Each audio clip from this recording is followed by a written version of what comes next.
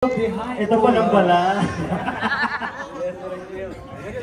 Masyado excited. Shit, nakakahiya. Dili-edit out yun. Sobrang overwhelmed lang po talaga ako kasi galing kami sa Lamay kagabi.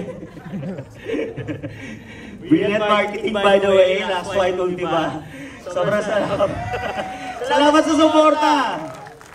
Yun, tama po si Direk Chris kanina. So, this is what not giving up on your dreams feels like. Yeah! Sobrang saya. Nakilang beses pang mag-try na gumawa ng pelikula. For some reason, hindi siya natutuloy. And, yeah.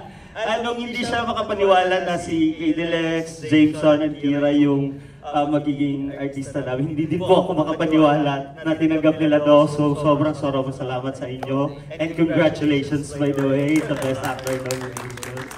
Thank you so much. And, bigay ko na. Thank you everyone! Ayun, thank you ulit, Direk, for getting us. Dito ka muna, Direk. Yeah, sobrang thankful ako na ito yung debut film mo and kasama ako dito. I'm happy to be a part of one of your life's milestones. Wow, life's milestones. Thank you din to sa lahat po ng crew na nag-alaga po sa amin. Thank you to the camera crew, to the audio crew, to of course the utility crew. Thank you to my co-actors, Jameson, si Kira, who's in PBB, and Alexa, who's doing the one sa Dilim right now. That's why they couldn't make it.